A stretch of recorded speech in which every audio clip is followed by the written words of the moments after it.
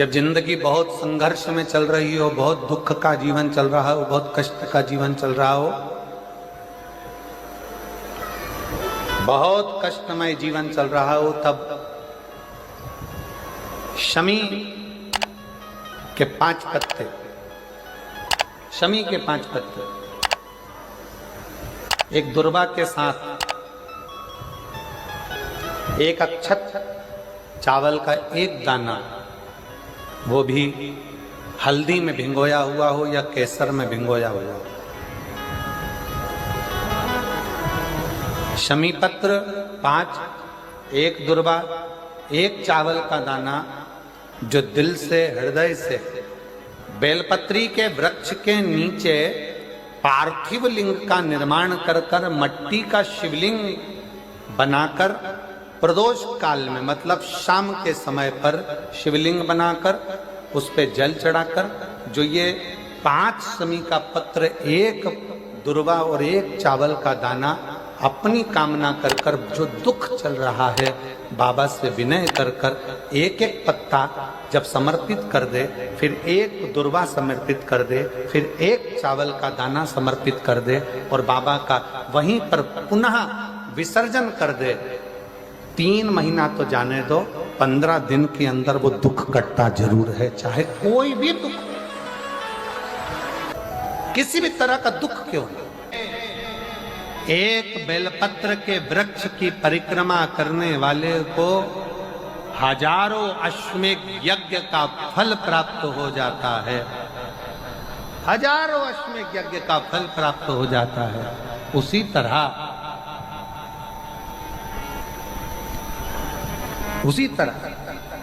एक पार्थिव लिंग का निर्माण करने वाले को, मिट्टी का शिवलिंग का निर्माण कर कर पूजन करने वालों को 12 ज्योतिर्लिंग के शिवलिंग के दर्शन का पुण्य फल प्राप्त। बहुत ध्यान लगाकर सुनिएगा। एक बेलपत्री और उस बेलपत्री में एक चंदन की बिंदी और एक अक्षत का दाना मात्र रखकर भी अगर शिवालय पर चढ़ा दी जाती है, एक बेलपत्री, एक चंदन का बिंदी, और चंदन फिर निवेदन करेंगे। आज के जमाने में तुम लोग सब घिसा घिसाया, पड़ा पड़ाया, डब्बी का सामान ले लेकर, वो नहीं, चंदन की मुठिया रखो, थोड़ा सा भी घिसो, जरा सा भी घिसो, उसकी एक बिंदी और एक चावल का दाना जब हम भगवान देवाधिदेव महादेव को समर्पित करते हैं, अपनी कामना कर कर समर्पित करते हैं, तो निश्चितता है, महापुराण की कथा कहती है, शंकर भगवान उसका फल शीघ्र प्रदान कर देते हैं। भले आपने कुछ करा ना करा, उसका फल तुम्हें मिल जाता। में जाना, लोटा भरकर जल समर्पित करना, और कभी तुम्हारे जीवन में अगर तुमको लग रहा है कि मैं दुखों से पीछा छूट ही नहीं रहा, तब उस जगह पर बेलपत्री के मध्य भाग में पीला चंदन, ये जो पत्ती है और ये 2 पत्ती हैं, ये बड़ी पत्ती और ये बीच की जो 2 पत्ती हैं, इसके बीच में जो डंडी का भाग रहता है, जो बीच में डंडी का जो भाग है, बड़ी पत्ती और ये 2 छोटी पत्ती के मध्य में जो डंडी का भाग है, उस डंडी के भाग में पीला चंदन और एक अक्षत पीला, शंकर भगवान को आप अगर प्रदोष काल में समर्पित कर रहे हैं, तो ये निश्चित है कि धीरे धीरे कर कर वो दुख समाप्त होगा, वो दुख कटेगा ही। प्रकट वर्णन किया गया शंकर भगवान की आराधना में, शिव की आराधना में, जब तुम्हें लगता है कि तुम्हारा व्यापार नहीं चल रहा, कोई तुम्हें धोखा दे रहा है, लक्ष्मी नहीं आ रही, बहुत चिंता में पड़े हुए हो, बहुत टेंशन में जिंदगी चल रही है, बहुत बीमारियां तुमको घेर ली है और चारों तरफ अंधेरा ही अंधेरा नजर आ रहा है, तुमने विचार करा अब मैं तो मर जाऊं तो अच्छा, मैं सुसाइड कर लूं तो अच्छा, मैं मर जाऊं तो अच्छा, तो मरने से पहले एक काम कर कर देखना, शंकर भगवान की आराधना कर कर देखना, शिव पर एक लोटा जल चढ़ा कर देखना, और ज्यादा चिंता, ज्यादा टेंशन हो तो बेलपत्री के जड़ को घिसकर उसका चंदन बनाकर शंकर को लेपन कर कर उसकी भी आराधना कर कर देखना कि बेल चंदन का फल क्या है। बेलपत्र, एक बेल, ये कोई साधारण नहीं, एक बेलपत्र एक बेल, ये कोई साधारण नहीं, एक बेल। इसकी नीचे की डंडी से लेकर ये दो पत्तियां जहां लगी हैं और दो पत्ती से लेकर ये बीच की जो पत्ती है उसमें जो गैप है, उसमें जो जगह है, दिख रही है आपको? ये दो पत्ती से लेकर बीच की पत्ती के बीच में जो जगह खाली रहती है, 33 कोटि देवी देवताओं विराजमान रहते हैं इस बीच की जगह में। जब शिव जी को चढ़ाया जाता है तब इस पत्ती के बीच की जगह शंकर के शिवलिंग पर रखा जाता है, तो शिव जी इतने प्रसन्न होते हैं कि मेरी स्तुति करने के लिए ये भक्त 33 कोटि देवताओं को लेकर आया है, मेरी स्तुति करने के लिए। लोग चावल लाए, लोग अंबारियां लाए, धन लाए, दौलत लाए, संपदा लाए, पर एक शंकर का भक्त ऐसा होता है जो एक बेलपत्री के रूप में 33 कोटि देवताओं को, 64 योगिनियों को, आदि शक्तियों को शंकर को समर्पित करता है। कितना सुंदर संवाद है, कितना सुंदर बात कही कि भूल से भी, भूल से किसी तीर्थ में नहीं गए,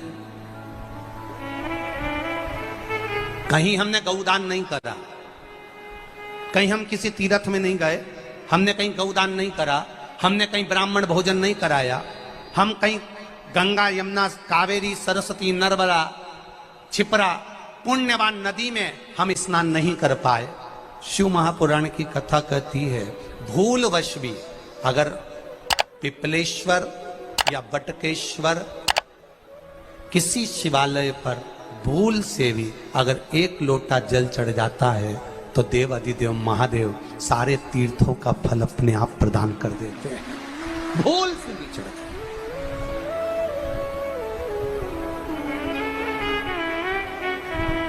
एकांतेश्वर महादेव किसी तीर्थ में नहीं गए, कहीं हमने गौदान नहीं करा, कहीं हम किसी तीर्थ में नहीं गए, हमने कहीं गौदान नहीं करा, हमने कहीं ब्राह्मण भोजन नहीं कराया, हम कहीं गंगा यमुना कावेरी सरस्वती नर्मदा छिपरा पुण्यवान नदी में हम स्नान नहीं कर पाए। शिव महापुराण की कथा कहती है भूलवश भी अगर पिपलेश्वर या बटकेश्वर किसी शिवालय पर भूल से भी अगर एक लोटा जल चढ़ जाता है तो देव अधिदेव महादेव सारे तीर्थों का फल अपने आप प्रदान कर देते हैं। भूल से भी चढ़,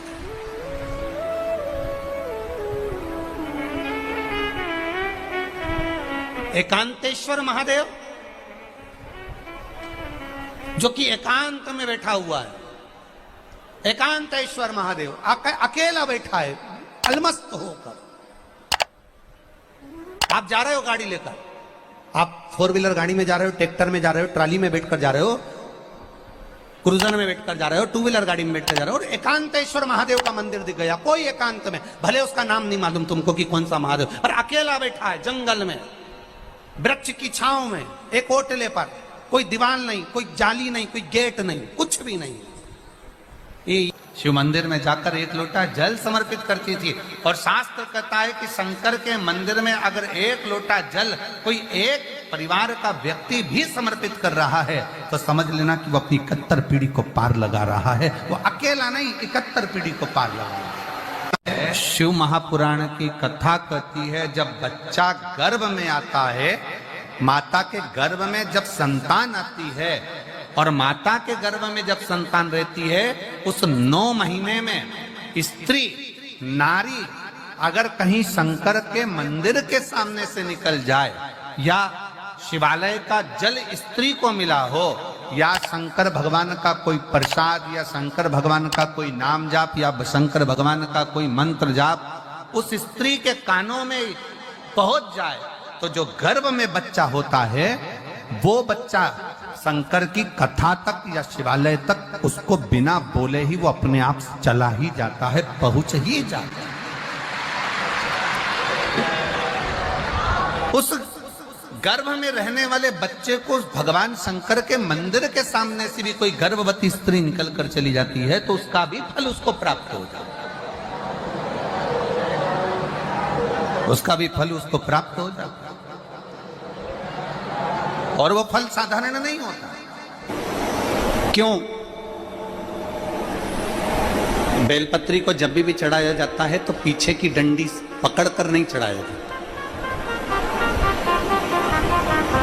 बेलपत्री को चढ़ाने के लिए मध्य भाग को, जैसे यह बेलपत्र होता है तो इसका मध्य की जो डंडी होती है, मध्य भाग होता है बेलपत्री का, तब मध्य भाग को पकड़कर हम भगवान शंकर को बेलपत्र समर्पित करते हैं। कोई भी बेलपत्र ऐसे नहीं चढ़ाता कि डंडी पकड़ के चढ़ा दिया, फिर पीछे की डंडी पकड़ के चढ़ा दिया, फिर पीछे की डंडी पकड़ के चढ़ा दिया, फिर डंडी पकड़ा, फिर चढ़ा दिया ना। मेरे देवादिदेव महादेव को जब भी बेलपत्र चढ़ाया जाता है तो मध्य भाग, पीछे की डंडी पकड़कर नहीं, मध्य भाग से भगवान शंकर को बेलपत्र समर्पित किया जाता है। मध्य भाग से जब भी पकड़ेंगे तो मध्य भाग को पकड़कर बेलपत्र समर्पित करेंगे। क्यों?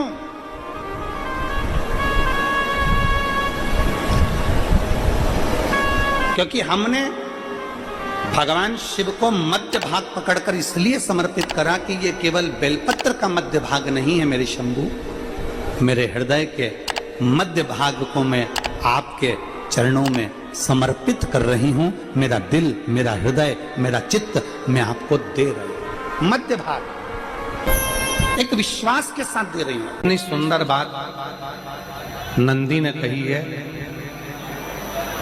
नंदी ने ये बात जो कही वो वास्तव में बड़ी सुंदर है कि मान लो यदि कोई कार्य तुम्हारा हो नहीं रहा और पूरी दुनिया में तुमने कर कर देख लिया, बहुत प्रयास कर कर देख लिया, तो भी वो कार्य अगर तुम्हारा नहीं होता, तो फिर एक काम करो कि शिव की स्तुति करो, शंकर की स्तुति, शंकर का गुणगान, शंकर की भक्ति, शंकर का स्मरण।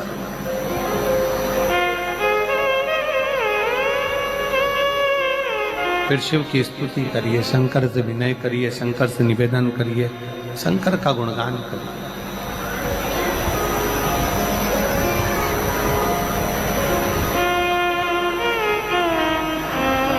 पर भगवान की भक्ति होती कब? जितने आस्था चैनल पर कथा सुन रहे हैं, जितने फेसबुक यूट्यूब पर कथा सुन रहे हैं, जितने पंडाल में बैठकर शिव भक्त कथा को रसपान कर रहे हैं, उनसे निवेदन करूंगा कि शंकर की भक्ति होती कब है, शंकर का स्मरण कब होता है, शंकर की भक्ति कब होती है, शंकर की कथा सुनने में मन कब लग सकता है? जब अपने भीतर की अभिमत्ता, अपने भीतर का अहम, अपने भीतर का अहंकार, अपने भीतर की आसक्ति, अपने भीतर का काम, अपने भीतर की तृष्णा जब दूर हो जाए तो समझो कि आप शिव में मन लगा बैठे। कितने सारे लोग बैठे हैं यहाँ पर कथा में, सब पंडालों के अंदर लोग शिव भक्त बैठे हुए हैं। कई लोग ऐसे भी होंगे जिनका आकर बैठ तो गए पर दिल नहीं लगता। दो जल व्यक्ति के जीवन को बदलते। कितने जल? जम के बोलो जरा। दो जल। एक देवादिदेव महादेव के लिए भरा गया एक लोटा जल और दूसरा है स्वयं के लिए भरा गया एक लोटा जल।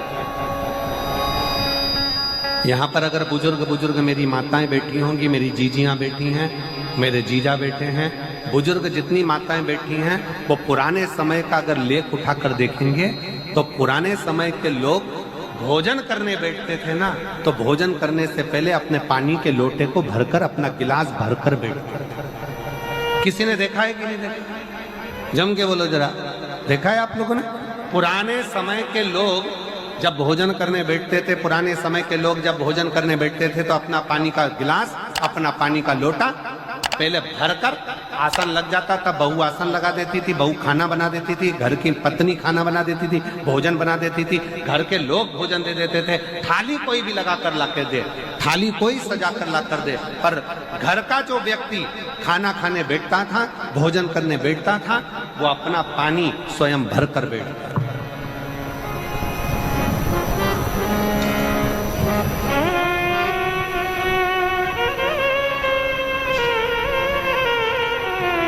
के जमाने में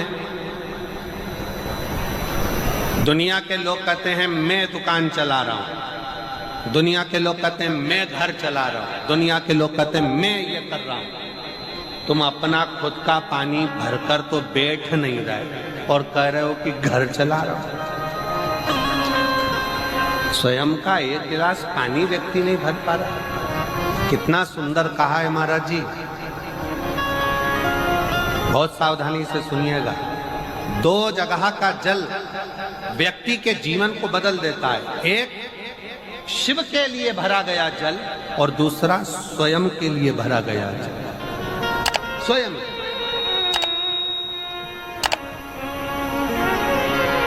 शंकर के मंदिर में जा रहे हो, एक लोटा जल अपने घर से भरकर लेकर चले जाओ और अपने घर में जब तुम भोजन करने बैठ रहे हो, जब तुम रोटी खाने बैठ रहे हो, भोजन करने बैठ रहे हो, भोजन ग्रहण करने बैठ रहे हो, जब तुम भोजन को ग्रहण करने के लिए बैठ रहे हो, तब अपने घर में जब तुम भोजन ग्रहण करने बैठ रहे हो तो एक लोटा जल या एक गिलास पानी भरकर बैठो।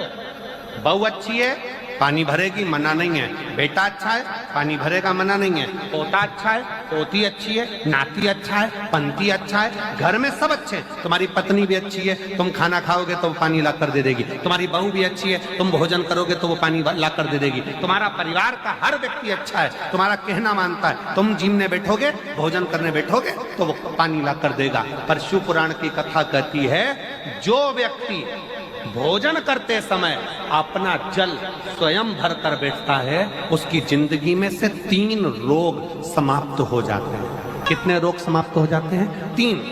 पहला, अपना जल स्वयं भरकर बैठने वाले के घुटने का कभी भी डॉक्टर उसके घुटने बदलने का बोलेगा ही नहीं, घुटना बदल ही नहीं सकता। स्वयं का जल भरकर बैठे। दूसरे नंबर पर, जिसकी रीढ़ की हड्डी में कमर से लेकर कंधे तक जिसकी हड्डी में दर्द होता हो, या जो सुबह सुबह सोकर उठता हो और उसके कंधे दुखते हो या पीठ दुखती हो। दूसरे नंबर का रीढ़ की हड्डी का दर्द। और तीसरे नंबर का, डॉक्टर को दवाई खा खा कर परेशान हो गए और आधा सिर का रोग, भुकुटी, ये भौएं दुखती हो, सिर दुखता हो, ये कान के पास का दर्द होता हो, तो अपना भोजन करते समय अपना पानी स्वयं भर कर बैठो। आपको ये 3 रोग से मुक्ति अपने आप मिलना प्रारंभ हो, अपने आप। अब किसी ने कहा, गुरुजी पत्नी पानी ला कर देती है, पति पानी ला कर देता है, बेटा पानी ला कर देता है, बहू पानी ला कर देती है, पोता पोती पानी ला कर देते हैं, नाती पंती पानी ला कर देते हैं, नौकर लगे घर में वो पानी ला कर देते हैं, सेवादार लगे घर में वो पानी ला कर देते हैं, तो हमको पानी लाना क्यों जरूरी है? तो अग्नि पुराण में वर्णन आता है कि जो घर में पानी जिस मटके में भरते हो, जिस हंडे में भरते हो, जिस बाल्टी में भरते हो, जिस टंकी में पानी भरते हो, पीने का पानी जिस हंडे में, मटके में, बल्टोई में, जिस गगरे में तुम भरते हो, वो स्थान पितरों का स्थान रहता है। जब हम पानी भरकर भोजन करने बैठते हैं तो हमारे पितर भी उस स्थान पर आकर निश्चित जगह पर बैठते हैं, और जब हम भोजन ग्रहण करते हैं तो हमारे